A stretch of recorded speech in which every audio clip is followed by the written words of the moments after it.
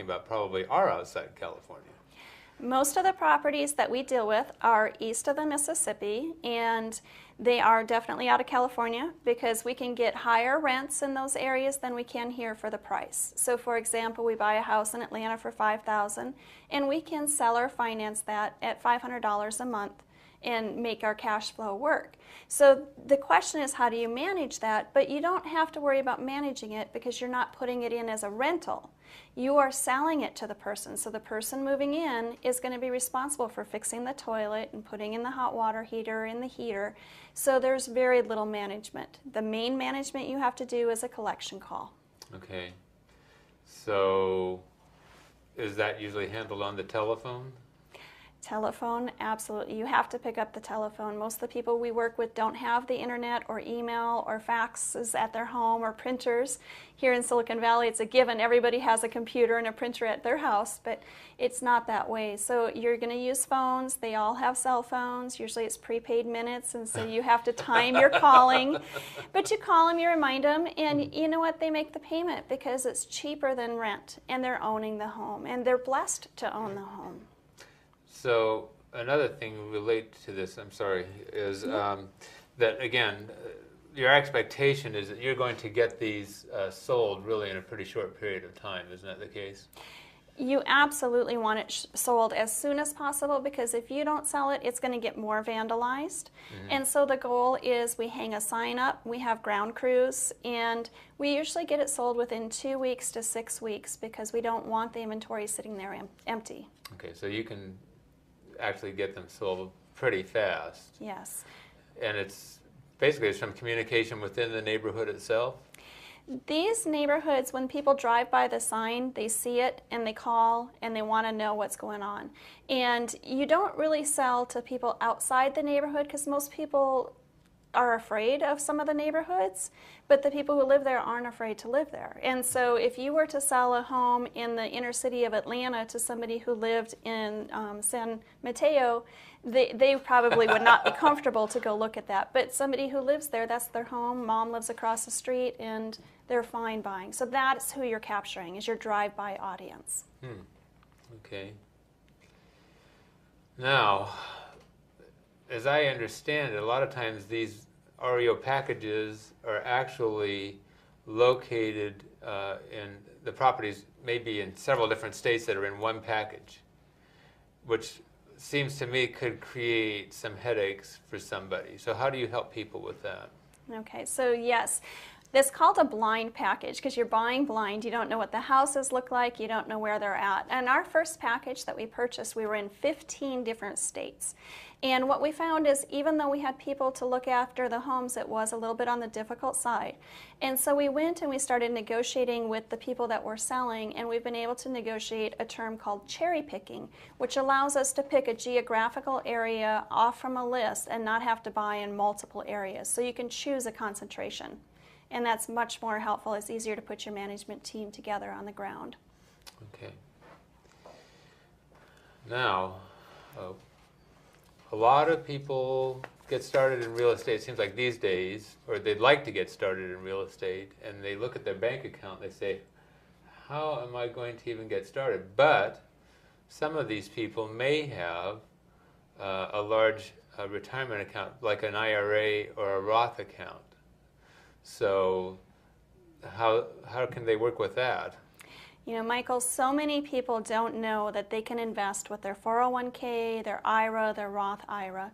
There are companies that they can set up what's called self-directed IRAs. So they would transfer their money there, and they can invest that in real estate. They can use that to start a business. And so that money is not tied up in the normal mutual funds or stock market, which isn't performing right now. They can take more active control of that money and put it into play in things that are once-in-a-lifetime opportunity like this. Yeah. So there are alternatives. You can get these self-directed accounts. You have to pay more fees related to them. Obviously, it's not something you're going to just get at your regular bank or brokerage. No. But nonetheless, to have this flexibility, and again, we don't think that somebody should put all of their money into this No. because this is actually, it can be kind of high risk. This is high risk. We definitely need to let people know this is high risk, and the last thing you want to do is put all of your retirement money into this particular business model, but you could put part of it. And so you have part of your IRA sitting with a self-directed, and part of it can sit with somebody else that's normal or traditional type investing. Mm-hmm. Well, we actually have quite a bit of time left. Okay. So we're going to be flexible here, and I'm going to ask for some more of your wisdom related to this, like who might be interested in getting involved in this area. What would be a profile maybe of an investor that you tend to deal with? Sure. Most of the investors that I see coming into this business have had real estate experience in buying properties. They've maybe done some development. Most often they've done rehab, where they purchase a property, they've rehabbed it and either sold it or turned it into a rental. And so they have experience with the properties. They're also an entrepreneurial type where they don't mind hiring and managing employees. And they're looking at it as a business, not just a sideline to build their retirement, but to build it as a business. Right. So that's important. So if you're just used to operating as an employee and not having to, this is not something that's problem-free. This is something that you're probably going to have headaches, and it's going to require attention, and so it can be kind of time-consuming. It can be, because you're going to have the phone calls that come in. Once the sign gets hung, you're going to need to answer the phone calls live, because that'll give you the best response for sales. And then once you make the sale, these are people that aren't typically responsible enough to remember to make their payments. They'll make it, but you have to call them and remind them. So you'll need somebody to help you with collections and managing the contracts that come in. This is not simply buy the property and you're going to get the mailbox money. This is, you need to manage the process, and then you will get the mailbox money. Yeah. So from listening to some people, you and I are both involved in this San Jose Real Estate Investors Association, listening to some of the people that have been more active in investing over the years and so forth, it seems like a lot of them have sort of moved to this area because it's sort of like I've always had to bust my rear end doing the rehabs and the other things to go and find these other opportunities where this bulk REO thing is sort of falling into your lap. It seems a lot easier to do it, and so, you know, so why fight it? You know, focus in this area because it's where the opportunity is right now. Yeah, it's like the analogy that the faucet's running. Do you want to go outside and dig a hole to see if there's water in the ground, or do you want to stick your cup under the faucet? Right now, the homes are coming out. They're coming out cheaply priced. There's exits. There's people who want these homes. And so you just kind of move into it. And that's the thing about a real estate business, is you need to be able to go where the trend is, because some of the processes work in different markets. I mean, we haven't seen anything like this in any history where we have more REOs coming out the way they are right now. Yeah, a flood, I guess. Yes. But again, it's the flood. It feels like, although I know that there's a lot of repossessed properties in California, particularly in the middle of the state and so forth, but it still feels like it's heavier in the other parts of the country, like a Detroit or parts of Ohio and so forth. I've heard of some in the South.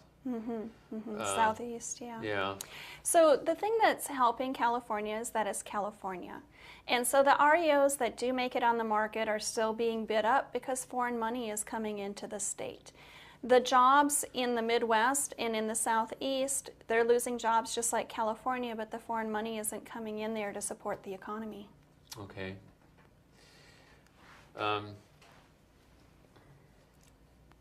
What sorts of, you were mentioning some of the liabilities, and maybe we should talk about that, some of the things that you need to do for your research and your due diligence. Now, I guess a lot of you can't really do that much before you buy the property, is that right? Or We have a whole process that we go through before we buy the property. Of course, we search all the online value engines to see what kind of value we see out there. And then there's a service that we research to see what the back taxes might be. But nothing beats picking up the phone and calling. So you'll call somebody that's, like whatever the county is, you'll call the compliance office to find out if there's any violations, code violations, building, lawns that aren't mowed, garbage dumped off because the neighborhood decides that that's